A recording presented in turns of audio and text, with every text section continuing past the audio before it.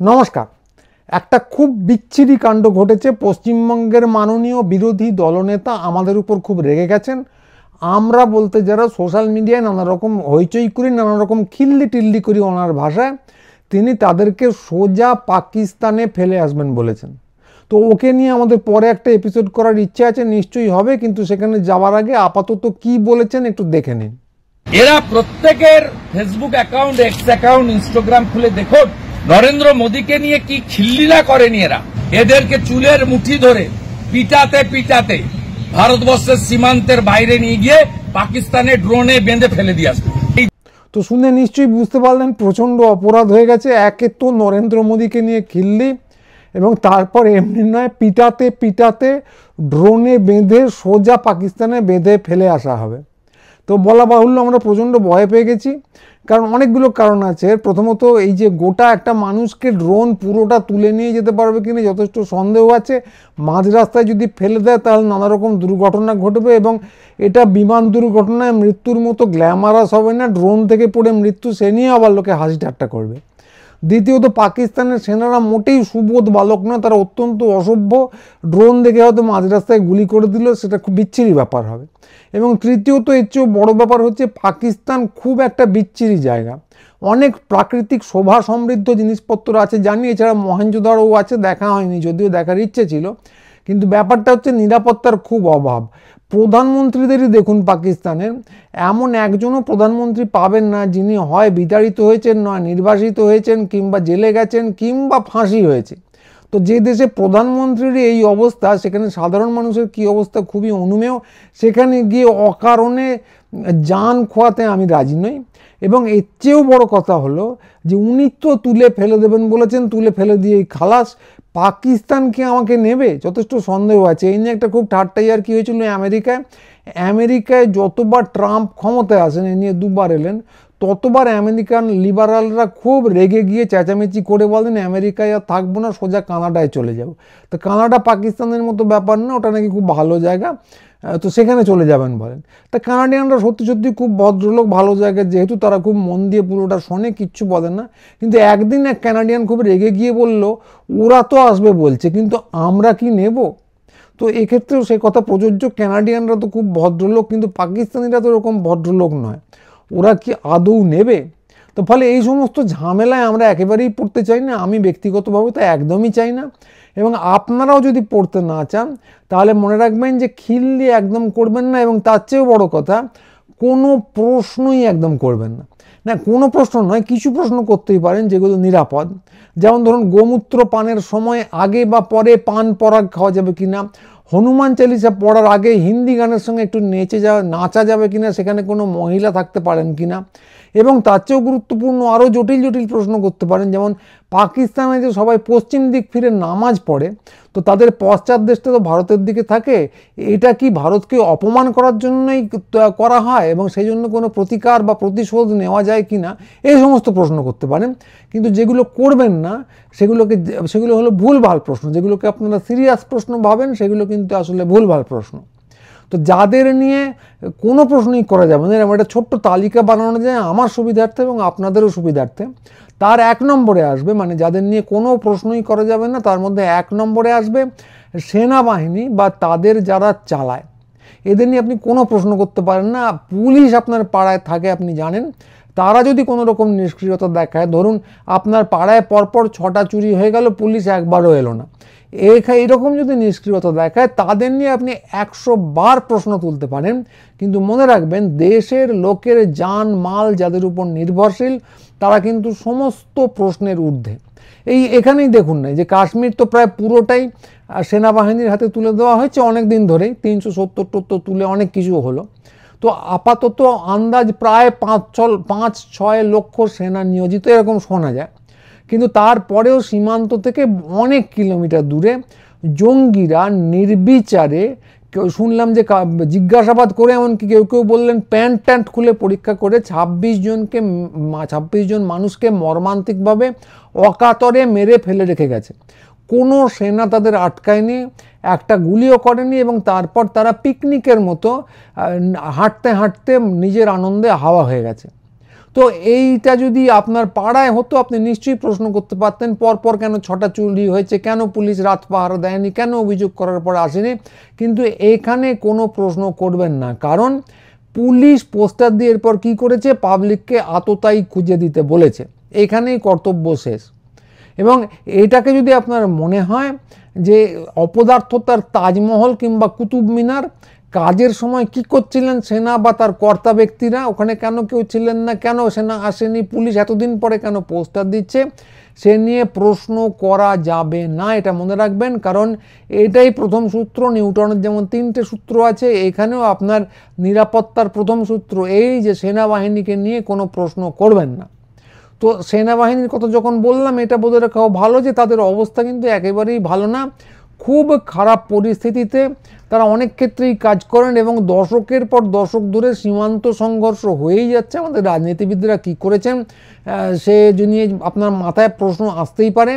যাই করে থাকুন, খুব ঠান্ডায় জীবন হাতে নিয়ে সেনাবাহিনী ডিউটি করেন এবং এরপর যদি ওই প্রশ্নটা আপনার মাথায় আসে যে রাজনীতিবিদরা এতদিন ধরে করলেনটা কি, সেটাও কিন্তু আপনি করতে পারবেন না, কারণ এটাই হলো নিউটনের দ্বিতীয় সূত্রের মতো, নিরাপত্তার দ্বিতীয় সূত্র।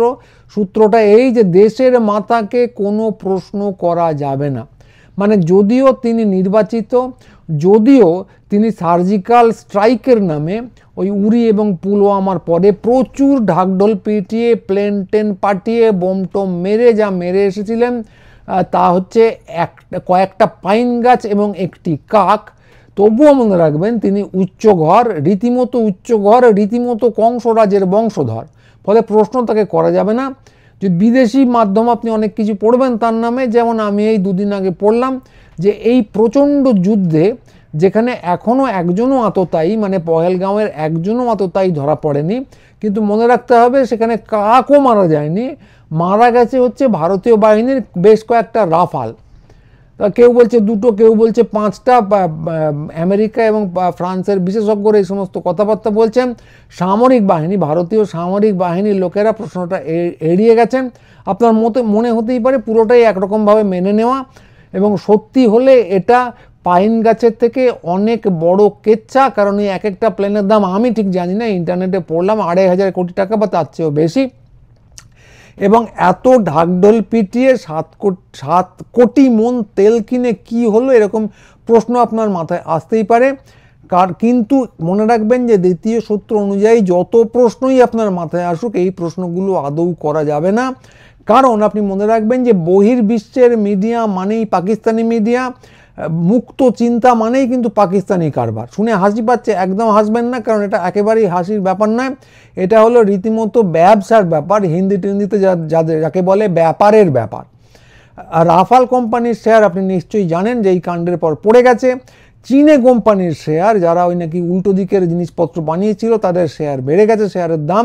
তো শেয়ার হোল্ডাররা প্রাপ্তবয়স্ক মানুষ, আপনাদের থেকে অনেক বড়, তারা খুব বড় ব্যবসায়ী। আমি জানি না যে গুজরাটি কারোর শেয়ার আছে কিনা চীনে কোম্পানিতে, থাকতেও পারে। তো থাকুক বা না থাকুক, ওই যে প্রাপ্তবয়স্ক অনেক বড় মাপের ব্যবসায়ীরা নিজেদের হিসেবে বুঝে নিচ্ছেন, ওদের ব্যাপার ওদের বুঝে নিতে দিন। আপনি এখানে একদম নাক গলানোর চেষ্টা করবেন না। বহির্বিশ্বের মিডিয়া আদৌ দেখবেন না, কেবলমাত্র ভারতীয় মিডিয়ার মুখে ঝাল খাবেন। তো দ্বিতীয় সূত্র এই যে দেশের মাতাকে নিয়ে কোনো প্রশ্ন করবেন না, যদি প্রশ্ন গিজ করে তাহলে তাদেরকে দমিয়ে রাখুন। যদি বিদেশি মিডিয়া থেকে পড়ে নানা রকম প্রশ্ন মাথায় আসে, তো বিদেশি মিডিয়া পড়াই বন্ধ করুন। তারপরেও যদি নানা জায়গায় চুলকোয়, তাহলে মনে রাখবেন স্রেফ ভারতীয় মিডিয়া দেখবেন, তাদের মুখেই ঝাল খাবেন, অন্যের মুখে ঝাল খাবেন না। হ্যাঁ, এই প্রসঙ্গেই আসে তৃতীয় সূত্র, নিউটনের তৃতীয় সূত্রের মতো। এটা হলো নিরাপত্তার তৃতীয় সূত্র, যে সংবাদ মাধ্যমকে, ভারতীয় সংবাদ মাধ্যমকেও কিচ্ছু বলা যাবে না। আপনাদের আগের দিনই বললাম যে শ্রদ্ধেয় কর্নেল সুমন দে তার টিভি চ্যানেলে, তার টিভি শোতে বলেছেন যে সোশ্যাল মিডিয়ায় তাদের নিয়ে এমন সব কথাবার্তা বলা হচ্ছে যা নাকি পাকিস্তানি মিডিয়ার চেয়েও খারাপ। না, উনি ড্রোনে বেঁধে ফেলে দিয়ে আসবেন বলেননি, একেবারেই বলেননি, ওটা আমাদের মাননীয় বিরোধী দলনেতা বলেছেন। কিন্তু পাকিস্তানি মিডিয়ার থেকেও যে খারাপ, এই কথাটা সুমন দে পরিষ্কার করে বলে দিয়েছেন, নিঃসন্দেহে বলেছেন, এটা আমি নিজের কানে শুনেছি, আপনাদের দেখিয়েছি। তো কথাটা যেটা এখানে মনে রাখতে হবে যে ওরা গুল দেবেন, দেশের লোককে টুপি পরাবেন, দুনিয়ার কাছে ভারতীয় মিডিয়ার নাম খারাপ করবেন, সে নিয়ে সারা পৃথিবী জুড়ে হাসি ঠাট্টা হবে এবং তারপর নিজেদের ঢাল হিসেবে, ব্যক্তিগত ঢাল হিসেবে ব্যবহার করবেন দেশকে। এবং এগুলো যদি করে থাকেন তাহলে ওনারা বেশ করবেন।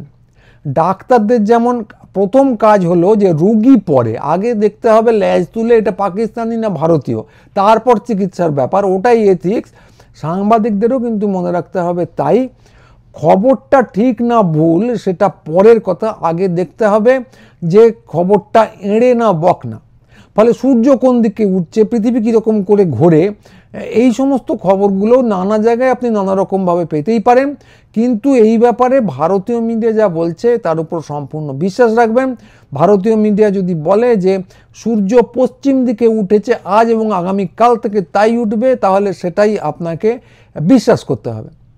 কারণ যে কারণেই হোক ভারতীয় মিডিয়া যা বলবে যে সেটাই ধ্রুব সত্য। কর্নেল সুমন দে, মেজর কুসুম রঞ্জন যা বলবেন সেটাই হচ্ছে ধ্রুব সত্য।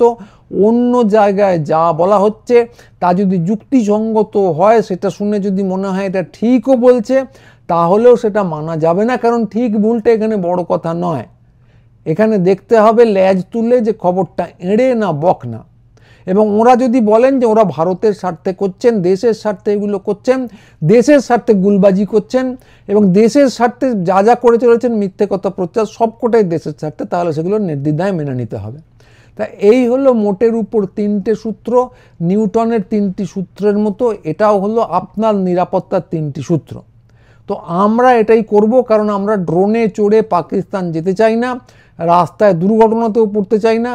আপনি কি করবেন সেটা সম্পূর্ণ আপনার ব্যাপার, কিন্তু আমার যে তিনটে সূত্র তৈরি করে দেওয়ার ছিল সেটা আমি দিলাম। যদি দুর্ঘটনা ঘটে, ড্রোনে চলে যেতে গিয়ে ধপ করে পড়ে যান, বা ওপারের পাকিস্তানিরা যদি আপনাকে না নিয়ে লাথি মেরে আবার আফগানিস্তানে পাঠিয়ে দেয়, আরও বড় বিপদে পড়বেন, তালিবান রাজত্বে চলে যাবেন, তাহলে আমাকে দোষ দেবেন না, কারণ আমার কাজ আমি করেছি।